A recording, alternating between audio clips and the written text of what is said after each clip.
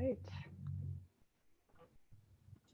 See numbers jumping on, so I'm going to give it another minute or two. I forgot that in this mode you can't see everyone. All right.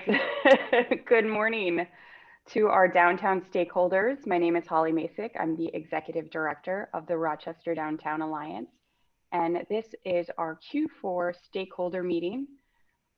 I believe our predecessor, Sarah Oslin, started these meetings as an opportunity to regularly meet up with our stakeholders in person and catch them up on different events that were happening in the community. Little did we know that in the year 2020, we could have done this probably every other day and still had information to share with you. So our final meeting this year, we went for a bit of a theme, or a theme emerged as we were contacting our speakers. And so today they'll all be presenting information to you about what you might need to plan for 2021. Now, I want to give a disclaimer. We all know by now that things change every day. And the information that we're sharing with you this morning is good as of 8:03 a.m. on December 15th, 2020, and could change at any point. But we want you to see the people who are working for you every day and trying to advocate for the best help that we can bring to you, solve problems for you. We know it's been a challenging year. And so they'll be presenting on different topics. And then at the end, we'll have Q&A, and you can ask them questions to get into further detail about what they covered. And so today you'll be hearing from Graham Briggs from Olmsted County Public Health Services, Erin Sexton from Mayo Clinic, Joe Ward from Experience Rochester and the Civic Center, Erin Parrish, Mayor Norton, and Debra Miller from City of Rochester and Olmsted County, Kathleen Harrington from the Rochester Area Chamber of Commerce, Kelly Ray Kirkpatrick, who is our Ward 4 City Council member-elect, Tyler Niemeyer from the City of Rochester Public Works Department, Patrick Sieb from Destination Medical Center, and from me from the Rochester Downtown Alliance. Each speaker is going to have 4 minutes, and so if you see us cut them off, it's not to be rude, it is simply to keep us on track with the time so we can move forward and make sure we give you some Q&A time at the end. So thank you so much for joining us this morning, and we will get.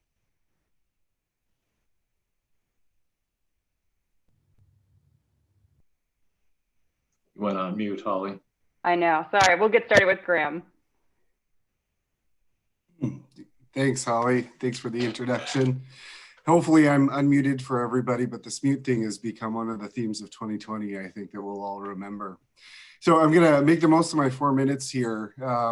For the first time, I think, during this pandemic over the last couple of weeks to a month or so, a lot of the people that I've been talking to, I actually get to talk about something positive instead of all the illness and transmission and outcomes related to that. So I'm guessing most people here saw that OMC was one of the first places in the state to receive the first doses of vaccine in Minnesota. So we are starting the beginning of the end now to this pandemic. Vaccine is the way that we're going to be able to climb our way out of this over the next handful of months. So when we're talking about 2021 planning, it is realistic at this point to think the second half of 2021 could look fairly normal. I don't want to lock myself into that, but if the vaccines are working as well as we think they're going to, and the vaccination around the country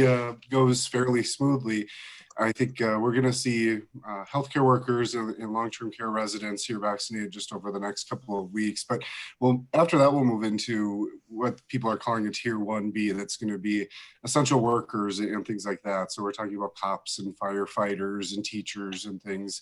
As more vaccine comes in that first quarter of 2020, though, we'll eventually start moving into what we're calling a 1C group.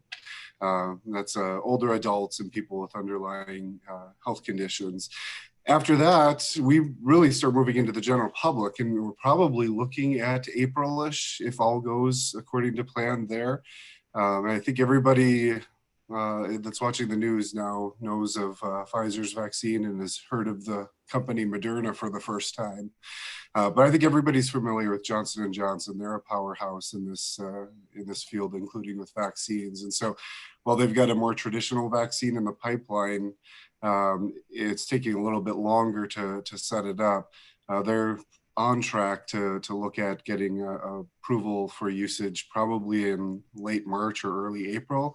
Johnson & Johnson is trying to do this as a 1-dose shot as well, and has the ability to ramp up production so that we're getting millions and millions of doses, coming into the system quickly. So I would guess here, if you're starting to plan for 2020 or 2021, the next couple of months are still going to look more like 2020, but we're going to start seeing a little bit of a difference in the conversations that we're having about vaccine as we protect the most vulnerable. We'll start potentially seeing vaccine actually start impacting transmission here sometime, I would guess, in March. And what we want to watch at the health department then is the incidence rate, or the numbers of cases that we're getting, go down as the numbers of vaccine given in the community go up. As we push that number down, that number of cases down, we'll get ourselves into a better and better position as we continue opening up businesses again, and can do that more and more safely. And at some point here down the road, we might even be able to get rid of masks. Although for now, I think I'd plan on using those at least for that first half of the year. I think I can probably cut it there and go ahead and pass it on to the next person. Great, thank you so much, Graham. So our next speaker will be Erin Sexton, Enterprise Community Engagement Director from the Division of Community and Government Engagement at Mayo Clinic. I think you used half of my 4 minutes right there, Holly. Short my title. Well, thank you for having me this morning, Holly and RDA team. I think, as Graham said, we are all looking forward to bidding farewell to 2020 and with a bit of hope for 2021. With the vaccine on the horizon, and we will begin administering that to frontline workers next week. So it does feel like we're starting to see a light at the end of a very dark tunnel. I do want to start with a thank you, though, because as we learn more about how to prevent the spread of COVID-19, most of Rochester masked up, washed its hands, and stayed 6 feet apart. Many of you took the Rochester Ready Pledge and helped to create a safe environment downtown for patients who are still needing to travel to Mayo Clinic for care. You donated meals to our workers, even when your own businesses were devastated by COVID-19. You've continued to serve our patients with kindness and hospitality like you always have, and we greatly appreciate that. So as you know, we began welcoming patients back in May, with protocols in place that allowed us to safely take place of non-COVID patients while also managing a significant number of COVID patients. And even after losing 6 weeks in March and April, when we really shut down our practice to a large extent, we're currently within about 2 to 3% of our 2019 volumes. So we rebounded quite quickly. But our volumes continue to be down for both national and international patients. Our national patients are down about 15% relative to 2019 levels, and international patients have declined significantly due to travel limitations. But we're confident that both of the volumes in both of these areas will return following the pandemic. With the recent surge, we did slightly decrease our outpatient and surgical volumes to ensure that we had hospital and ICU capacity, but are moving back toward more normal operations. Our December volumes are lower than normal due to the recent surge, but our January appointment volumes appear to be strong and are giving us good hope going into 2021. Our management through the pandemic has also allowed us to continue with plans to break ground on the Anna Marie and Stephen Kellen Research Building with a focus on cancer research. This will be a 176,000 square foot building located in the Discovery Square subdistrict. We've reactivated more than 100 capital projects that had previously been paused, and are continuing to work closely with Norton to recruit companies to Discovery Square 2. We're also looking forward to welcoming many of our staff back to campus in 2021. To improve the safety for our staff and our patients, most of our non-patient staff moved to a virtual work environment. I know many of you have missed our staff, and they, me included, have missed you. Once the pandemic has concluded, most of us will return to campus. However, many of us will be working in a hybrid role with a mix of virtual and on-site work. Additionally, there's going to be some staff that will move to a predominant work environment. So our initial assessment suggests about 1,500 of our administrative staff who previously worked downtown will move to a predominant remote work environment.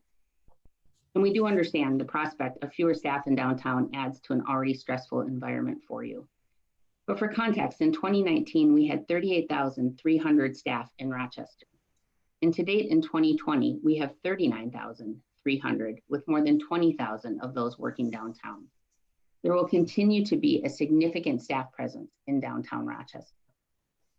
And as Graham mentioned, we're also excited to be preparing for vaccine distribution with our first doses being administered next week. We're working closely with Olmsted County Medical Center, Olmsted County Public Health, and along with the Minnesota Department of Health on preparing for this effort.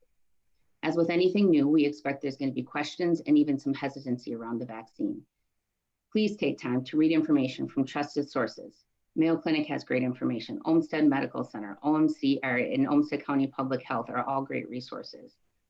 And as we move forward, we are going to be looking to partner with you and other organizations to help educate and build confidence in the vaccine so we're able to move toward a future with COVID-19 in the rearview mirror. Downtown Rochester has always been and continues to be a partner in providing patients and visitors with a world-class experience. Please know how much we value this partnership and hope we all emerge from COVID-19 a strong and united Rochester. I'll end with that, Holly. Thank you. Thank you, Erin.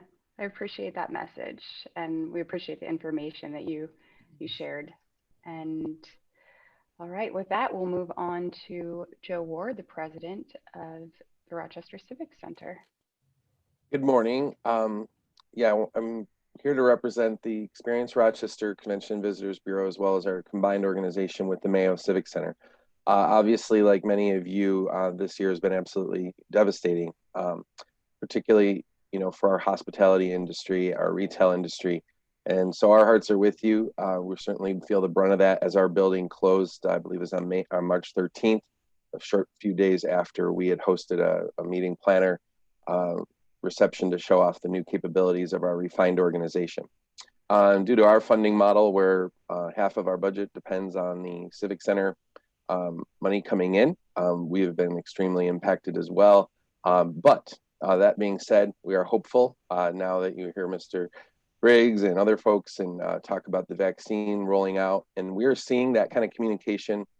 Obviously, our meeting planners and our live entertainment booking agents are looking at the same information and they're acting on it. So we are starting to hear more of an uptick in interest in on-site meetings, but not until the second half of the year. So the good news is it's coming. I guess the bad news is it may not be coming as soon as we'd all like. It certainly isn't coming as soon as I would like. We were starting to move forward. We had booked Jim Gaffigan, the great comedian. Our community supported that and sold the first show out in just a matter of hours. They add a second show that got moved to April. We want to make sure that show happens in Rochester. So we have worked to reschedule that one for November. So we didn't get lost in the shuffle. That news should be coming out any day. Though it's been challenging, we are certainly pushing forward to really support our community. The Convention and Visitors Bureaus typically deal, really try to say, well, we focus on, 100 miles or further outside when it comes to marketing. That's not going to be the case for us in 2021. Certainly, we are going to make great effort to greet the visitors as they come back from Mayo Clinic, but we're not going to focus too much on marketing so far away to say, come try out Rochester for the first time. You all need our support, so we're going to be turning our attention home, particularly in the first half of 2021 on some campaigns. One of the ones we have in work really gets to the heart of the hospitality industry and reflects on those people that are suffering and the businesses that are suffering and hanging on for dear life. Without all of you, there is no community and there is no destination to promote. So that's really our focus going into 2021. Again, and we're also trying to remain a community partner by hosting the homeless shelter activities down at the MCC to give people a warm place to stay for the nights and a safe place to stay. as well as Boys and Girls Club distance learning facility, and Eagle Brook Church, who still meets on Sundays in the building. So look forward to being on a future one of these with a lot of great news about how this community is moving forward and how we're all teaming up. And so I wish all of you the best, and certainly a bright and healthy future for 2021. Thank you. Thank you, Joe. Appreciate it. All right, so we are going to move on now to the City of Rochester and Olmsted County, and we are going to hear from Erin Parrish, the Assistant City Administrator, Mayor Norton, and Debra Miller, Director of Policy Analysis and Communications from Olmsted County. Thank you, Holly. I'm going to kick this off and then hand it off. I just want to let everyone know that the partnerships that we have had from the very beginning with RDA and other folks in order to support what we know is a really traumatic impact that COVID has had on our downtown businesses has been a positive one. And so we're here to share some of the things that we have done to help mitigate the impact that COVID has had on the downtown businesses and other businesses throughout our community. And one of the things that we did is try to focus on gaps that we could see that weren't being handled by the federal state government in particular. One of the things, I'll just touch on two things very quickly that have happened recently. One is that the city and the county decided on a 0% tax levy increase for this coming year in order to provide as much relief and support as we could for our businesses and our residents in the community. And as far as some of the restaurants and bars in the downtown area, just last night, the city council approved some liquor license relief, which we had done last year, but we were able to renew that effort this year moving ahead. And so, Erin, I'm going to let you go through the slide if you want to take it over. All right, thanks, Mayor. Appreciate it. And I just want to also compliment the RDA. I mean, they've been a strategic partner in delivering these economic recovery initiatives, which are listed there, which I will not go through, but they very much have really advocated on your behalf very effectively. And as the mayor said, filled gaps. I want to call attention. I mean, really, we are at a pivot point, and we do need to turn our eye toward economic recovery. I want to emphasize Rochester Ready as a team in this community, most of which are represented on this call, which are really setting in motion a plan to really focus on our economic recovery. So from that perspective, any folks on this call, please reach out if you have ideas and thoughts on things that you think would be meaningful in order to help Rochester be resilient and have a resilient recovery. I would just offer lastly, just a couple of finer points on the license grant program. You are going to get your fee waived or refunded depending on your current status for this year, 100% of the cost. That will be taken care of if you are a local business broadly defined. We are also going to delay any of your fees until August. And then finally, we had previously adopted a fee increase, and that will no longer be in play for next year, just to understand and appreciate the mitigating circumstances. With that, I want to turn over to Debra to offer some perspective on some exciting things the county has going on. Well, thank you, Erin. And again, thank you to Holly and RDA for having Olmsted County and specifically me joining you today. I'm probably not a very familiar face to many of you. I've been with the county for a couple of years. My role is Director of Policy Analysis and Communications. So some of my work ends up being more behind the scenes than some of my colleagues that you see more frequently. But I'm very grateful to have the opportunity to share some information with you this morning. So just briefly, current efforts that are already underway at the county, property tax relief. Today is the property tax deadline for second half payments, but we have an extension to December 31st with no late payment penalties again, as we did earlier this year. Our 2021 budget will be approved today at our board meeting beginning at 9 a.m. And as Mayor Norton said, we also have a 0% levy increase for 2021. And then we are planning to issue a summary of the CARES funding that was received earlier this year and how that was spent by the county. We'll be doing that in the next week or so. And that has some details about support that was already provided to the business and nonprofit community. So as I'm sure many of you saw either late last night or with your morning coffee, the state legislature in a remarkable 7th special session did pass another relief package last night. There are more details to it that we're still learning about, but I'll go specifically to the business relief package. So it's $88 million that's going to be administered by the State Department of Revenue for business relief payments.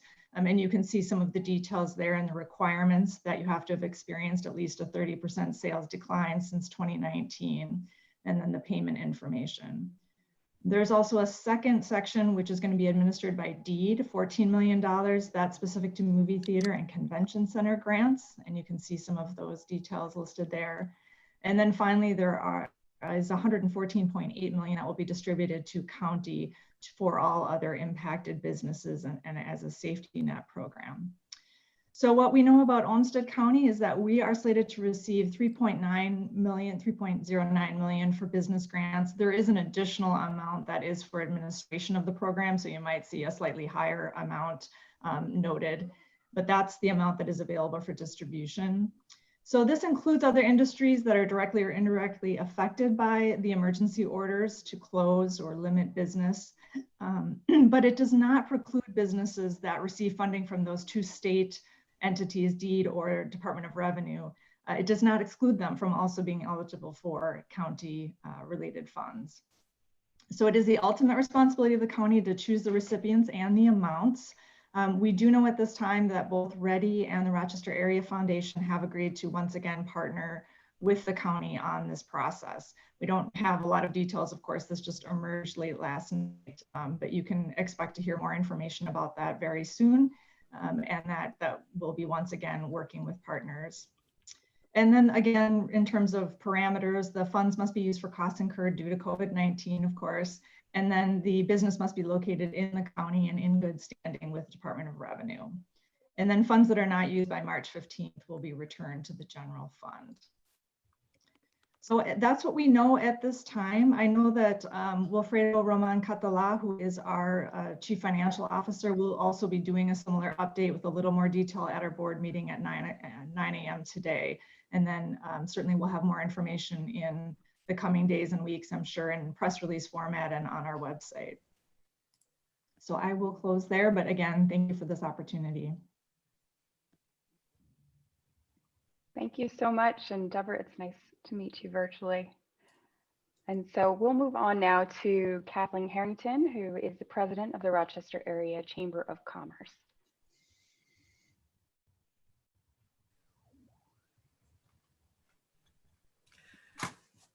Can you hear me, Holly? Yep. Yes. Great. Well, thank you so much. And I will be quick and give a report on the advocacy results and some future work. But thank you for all of you for joining in the advocacy that I think has paid off, as Debra said, at the state level. And just to amplify a little bit of Debra's report, the direct untethered relief of $88 million across the state will be based on receipts reductions, but also size of employees. So the smallest of which will be receiving $10,000, the largest of which 300 plus employees will be receiving $45,000. And the hope is that this is very swift. And then there's in between 21 to 100 employees receive $20,000, 101 to 300 receive $35,000. And hopefully this will be short. The governor has yet to sign, but our indications are he will be doing so shortly. This bill, the bills that passed last night include also unemployment insurance extension until April 3rd, and the extension starts on the 27th.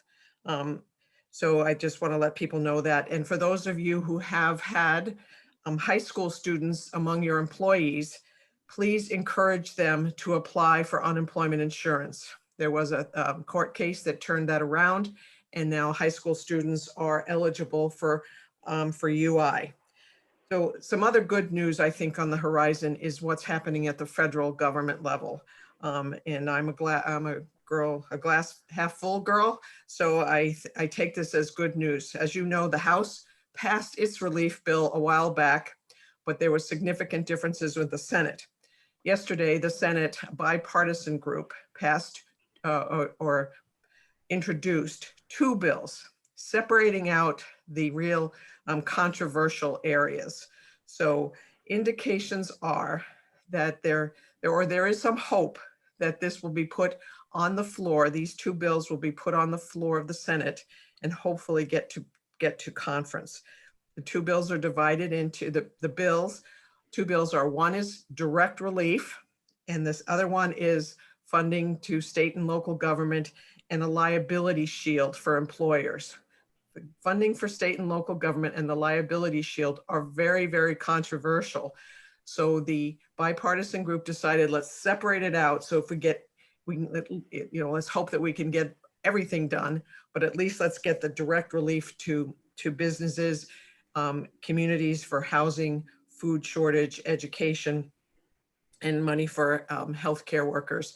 So we'll continue that advocacy. We appreciate the collaboration with all of the members of Rochester Ready on this advocacy on your behalf. This bill also does include extension of unemployment insurance, a 16-week extension, and with a $300 per week added amount of money. So this will be, hopefully if this passes, this will be great news for the state because federal unemployment insurance preempts states. But right now, I think for your employees who you've had to lay off, this is good news on the state side and for your high school employees. So finally, the last thing I want to mention is that today we'll continue in our advocacy for those of you who are property owners, commercial property owners. The county has been heroic in extending the payment deadlines of commercial and industrial property tax up until December 31st without any penalty or interest. Out of the 3,400 property owners in our county, the 300 or so have yet to be able to pay their commercial property tax. So today, and we have been advocating to see if we can get a hardship extension put in place for 2021 for commercial industrial property owners in Olmsted County without penalty or interest. This is something that will be, we've advocated directly with county commissioners on, and we'll be speaking to today at the county board commission. So keep your fingers crossed. I know that doesn't affect all of you, but it does affect many in our downtown core because you have been very hard hit, and the ability to pay property tax is challenging for many of the property owners downtown. So with that, I'm finished. Thank you. Thank you so much, Kathleen. And so now we will be moving on to Council Member-elect Kelly Ray Kirkpatrick. Good morning, everyone. Thanks for the opportunity to say hello and introduce myself. I'm getting prepared for the duties that will start once we're sworn in on January 4th. It was a bittersweet city council meeting last night, listening to the exiting council members share their stories of the last decade. For most of them, decade plus. So I want to thank them again for their great service to our city, and I'm looking forward to stepping into Mark Bilderbach's role. I want to commend all of you on the phenomenal work you've done since the great St. Patrick's Day restaurant and bar closing that we had in March this year, and commend you on just the creativity that's happened downtown, the efforts that you've put forth to really dive into the work of being good community stewards, keeping businesses afloat, learning about policies, and advocating for strong pressure from the state and the Fed to bring us the relief that we need, and also pressure locally to incentivize some of the things that the council was able to pass. So good work to you. And Holly, it's nice. This is just a special message for Holly. Welcome aboard to the Olmsted County Master Gardener Volunteers. I see you're going to be an intern this year. Holly and I first met in April. She reached out wondering if we could do some kind of fun urban agriculture plantings this summer along with the downtown ideas. And we weren't able to do that because of our COVID policies, but looking forward to doing some creative things with the planters this next summer as we keep going on downtown stuff. So a couple of the things I just wanted to share with you that I'm hopeful to achieve in the next couple of years while I'm a city council member is I really appreciate the efforts of businesses being involved with DMC and the city, but I'm hoping we can even increase that bond and increase information even more, and have a lot more transparency in understanding how businesses would like things to kind of proceed forward, construction priorities, problems, that kind of thing. So opening that up even more if we can. And maintaining business access. I know we had difficulties this year with the construction, but programming needed to continue. And I know once things opened up, businesses were able to take off again. So I think open communication and transparency is really key as we move forward through what may be a very difficult winter with COVID. And it's exciting to see some of this construction finish up where we've got some pretty neat stuff to experience in the spring when winter is over, walking through and seeing.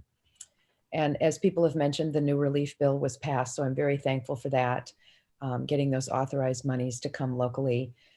I do encourage all of you, though, to really dig deep and help those that need help. Many of the monies that are coming through won't be offered to many of the employees that are undocumented that a lot of our local businesses use. Share your time, share food, share gift cards, do what you can. And I understand it's sort of an unclosed circle. The businesses need shoppers, but the unemployed don't have money to shop.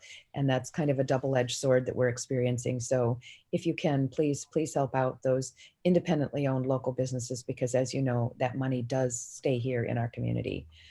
And lastly, I just want to be able to work on budgets with you and seeing how we can move forward together on creating a more cohesive community where businesses and residents can utilize each other's care for our community and purchasing power and diving deep into recovery for our economic stuff we're going through right now. So that's it. Thank you. Thank you so much. And you teed up Tyler very nicely. So we'll have Tyler Niemeyer, the Assistant City Engineer / Municipal Services Manager from the City of Rochester Public Works Department. Good morning. Thanks, Holly, for reading my obnoxiously long title.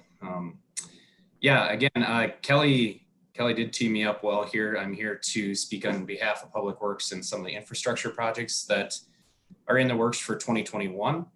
I'm happy to report from the Public Works side here that the pandemic and the impacts that we saw last year from the high level of construction activity downtown kind of forced our hands or accelerated us into a better way of communicating with the public on a couple of fronts. Two of those changes that have come mostly because we can't engage directly with the public in person are online story maps for the projects that are coming up in design. Some of you maybe have seen those. We're going to have a release coming out here this week for instance, the 65th Street Northwest reconstruction project that's coming here in a couple of years. And the other element is, and I'll start sharing my screen now. Oops, somebody else is sharing. There we go. Is our online interactive web map tool for our construction projects. Let me get that up here. Hopefully you're seeing that. So this is an interactive available to the public where it shows the direct impacts of construction, both public and private permitted construction that's going on throughout the community. We also detail construction detours and things of that nature here. Those viewing this map can click on projects and view additional information in PDF form that's linked directly from a window that pops up from each project. Obviously, right now we're kind of in our construction lull for the year as we head into winter here. But for instance, you can see here in red showing the impacts of the Heart of the City project right now, having First Avenue closed. And going into next year, obviously, that's going to be a carryover project with that project wrapping up going into early summer. A couple other projects that we have that may impact downtown a little bit. Timeline on this one is a little bit uncertain yet, but potentially by the middle of summer next year, we're talking about moving into the Discovery Walk project, which will run down 2nd Avenue Southwest, starting at 2nd Street, down onto Soldiers Field. The other project immediately in downtown is the downtown sidewalk reconstruction project. That's mainly to take care of some of the brick inlay pop-out issues that you see in downtown, maybe some of the deterioration with the bricks that are laid into the sidewalks. Most of that work will occur on Broadway between 6th Street Southwest and on up to the railroad tracks by Civic Center Drive.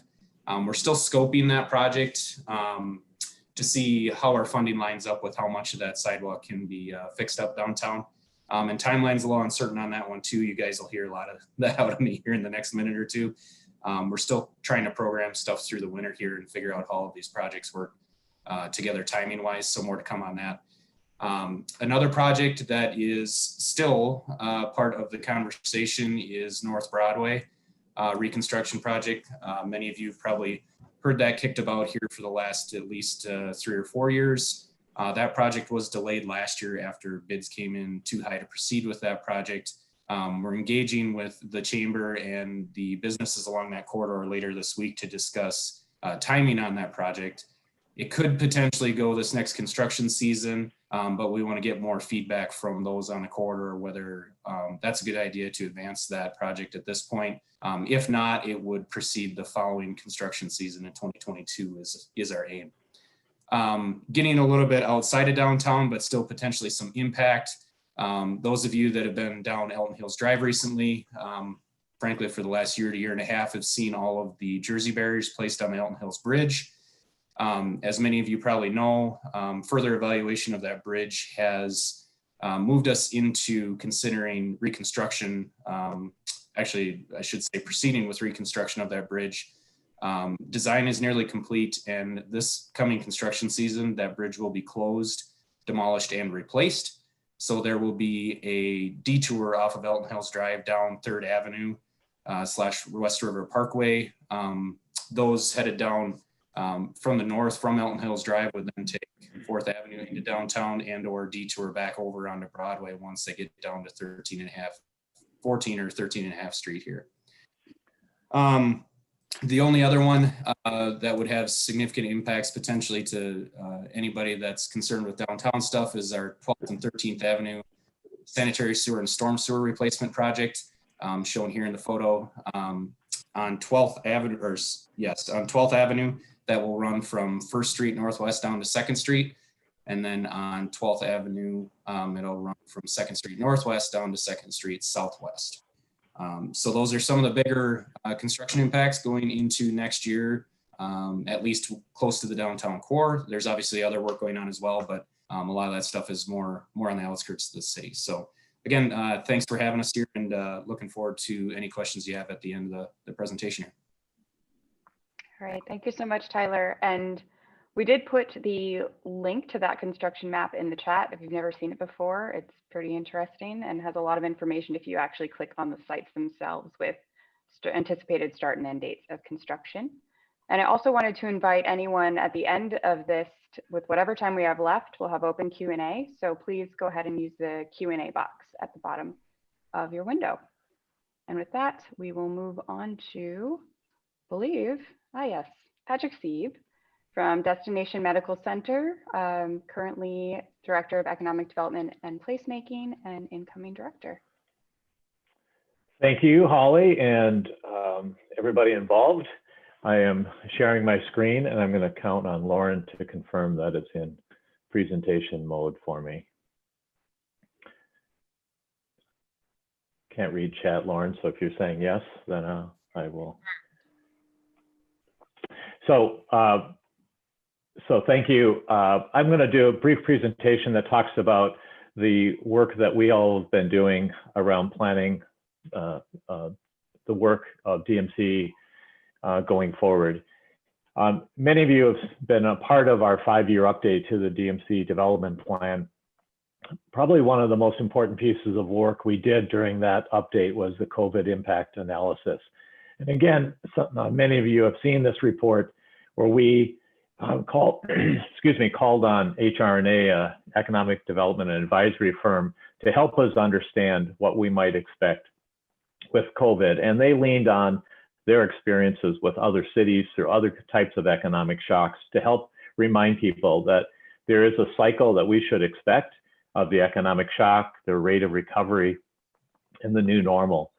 And that upon first analysis of what we might expect in Rochester following the drop of economic activity bottoming out in June of 2020, is a recovery that would occur over the next 18 or 24 months, really driven by the level of consumer confidence based on vaccine and public health milestones. But they told us something that I think was extraordinarily important, and that is that Rochester, though as painful it has been for us, has fared far better than many other cities. Sheila. And that, moreover, that we are starting our recovery from a place of strength. And in particular, that our robust and growing economy is a strong suit in our healthcare industry that is anchored with Mayo Clinic, really is a hallmark to the likelihood of our recovery. They also identified what they said are some key redevelopment strategies for recovery. Supporting local existing businesses, prioritizing public infrastructure, creatively reusing excess real estate capacity, diversifying the economy, and proactively supporting development. And they said this package of activities customized for your city will really bend the curve and accelerate Rochester's return to prosperity. But let me just say a few things about what's coming in 2021. Largely in part because of the work that's been going on for the past several years. So completion of Peace Plaza renovation will be completed in 2021. The opening of 2 new downtown hotels. So the point being that there will be additional hotel capacity as Mayo activity and other visitation returns. Hundreds of new downtown residents, including recently reopened, or rather recently completed downtown apartment buildings, and the groundbreaking on likely at least one new one in 2021. The growth of Mayo downtown campus, and you heard Erin Sexton talk about Mayo's continued commitment to growing its downtown campus, and tenant recruitment for Discovery Square 2, which really goes beyond Discovery Square 2 to include other commercial office buildings in downtown. And like many of you, we are thrilled by the beginning implementation of vaccine, and this from the New York Times today, Anthony Fauci predicting that vaccine will begin, people who with no underlying conditions will begin receiving their vaccine by April. And by fall, he said life may start to look normal again. Which leads me to my concluding slide, and I want to borrow from Winston Churchill, who said, "This now is not the end, it's not even the beginning of the end, but perhaps it is the end of the beginning." And I want to put this before you because to all of you who have been challenged so deeply by this pandemic and by the hope, as we all do, of the vaccine coming, we know that recovery will go well beyond the initiation of the vaccine, that it will go on into 21 and into 22 and beyond.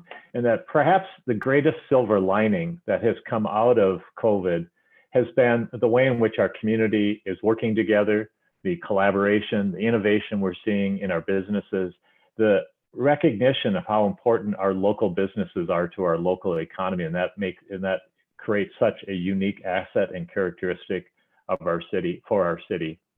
And so, and of course, Rochester's reputation, because of the national prominence Mayo has received during this, has continued to grow. And ultimately, we have an opportunity to position Rochester as the go-to community. When people can choose to live anywhere and work, why would we not position Rochester as the place of choice when they have that opportunity? Thank you. Thank you, Patrick. Okay. Again, I want to remind you all that you have the opportunity to put questions in the chat, the Q&A box at the bottom of your screen. And we'll take a final moment to give you a bit of an update on what RDA will be looking at for this coming year. And I will make myself watch the timer. Keep me honest. All right. All right. Again, thank you so much for all of you for joining us. We are, as a reminder, a special service district covering 44 blocks downtown, and our mission is to create, enhance, and promote a downtown experience that is welcoming, fun, and livable. Now, in 2020, we haven't been able to do this in the way that we normally do, which is to create a lot of events, to bring people downtown, cram them together, have a good time. And I have to be honest, my presenter mode is not working. There we go. So we have pivoted just like everybody else, and we've really concentrated on how we can be of direct service to downtown and sometimes to the wider community. We've focused on a lot of business assistance, a lot of marketing promotion, a lot of more passive placemaking activities downtown. And given the information you've heard today, we don't expect 2021 Q1 and Q2 to look much different than that. We'll be focusing on those same activities that we found helpful to you this year, which included grants and programs, again, more marketing and promotion. And then in the spring, we really want to focus on a safe reopening of downtown with an emphasis on cleanliness and safety with the help of our Clean and Safe ambassadors, enhancing more of our public spaces, working with our restaurant community on outdoor dining assistance and promotion, and creating more passive programs like perhaps yoga classes outside and certainly sidewalk sessions and other music. And then in the fall, if we do hope to see a return to normal, whatever normal may be, we are hoping to bring back some of those large events that really draw crowds to downtown, including, we hope, 2 or 3 months of Thursdays downtown, movies in the park, dogs downtown, Harvest Festival, and Here Comes Santa Claus. And then next year, we also hope to really focus on key relationship development. We know that Mayo Clinic has had a tremendous interest in how they can connect with downtown and get their employees connected with downtown. We saw that through the Gift Rochester program, and we hope to continue to build that relationship. We have 2 universities that are growing downtown. UMR has 900 students, many of whom are residential, and Winona State has 1,200 students.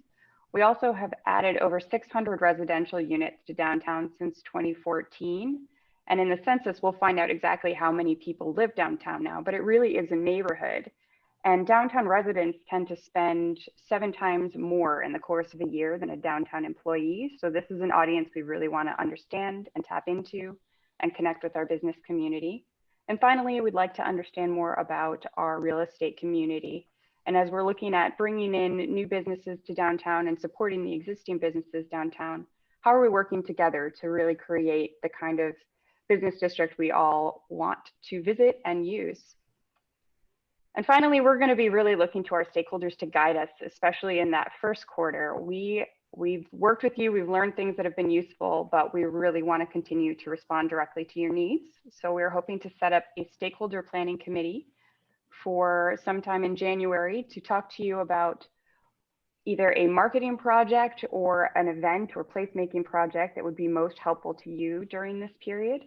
And then we're also talking to Destination Medical Center about repurposing the Friday morning Heart of the City construction calls, which have proved very useful for disseminating information, to make them a general downtown-wide call as we work through these first couple of months of COVID-19 recovery and start working towards normal. So that would be January through March. Finally, Erin Parrish mentioned this earlier, but many of the folks you see on this call today are part of a group called Rochester Ready that meets on a weekly basis and talks about a lot of the issues that came up and how we can best advocate for you at the local, state, national level. And so if you bring a concern to any one of us, we will bring it to this wider group and communicate to see what we can do together to solve these problems. So with that, just hoping for bluer skies in 2021. And I want to thank you all for being here today. And I think we will go ahead and open up the floor to Q&A. We have about 9 minutes left. All right. We do have a question. It is, I hope the North Broadway project and Broadway sidewalk repair project will be paused for 2021 and the Heart of the City project needs to be finished first to let us all recover from COVID. Not exactly a question, but more of a comment to the team. And actually, I would ask to Tyler and to others, what is the best way for our downtown stakeholders to best submit their concerns or thoughts about construction schedules?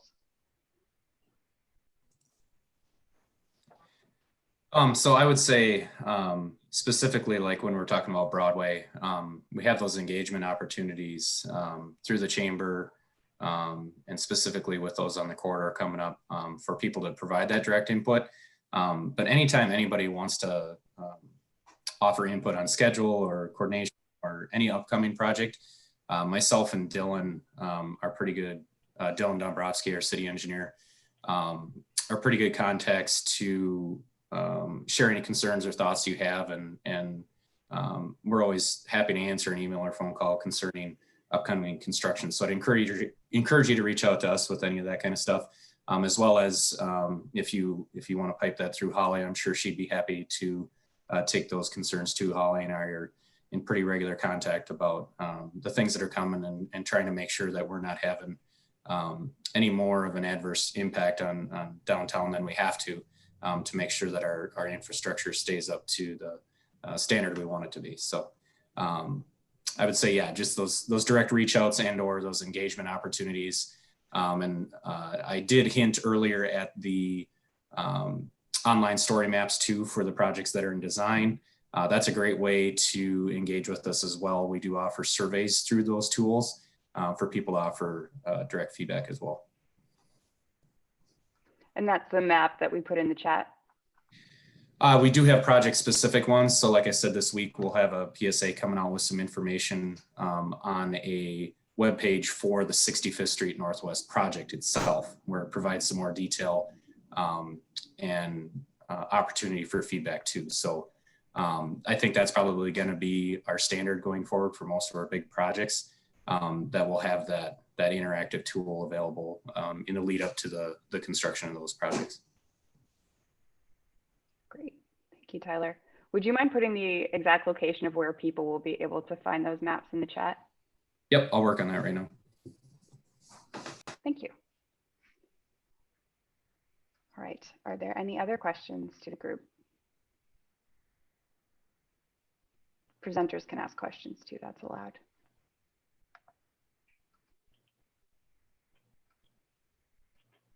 No, okay. Well, then I guess we'll wrap this up. I do appreciate everyone's time today. I hope this was helpful to everyone who attended. We'll be sending a follow-up email with a recording of this presentation and some of the main points covered. And if you have any particular links or information you want us to share with our stakeholders, please send them to Lauren and I ahead of time, and we'll make sure they're included in that email. Okay. Well, thank you so much, everybody. I hope you have, oh, yes.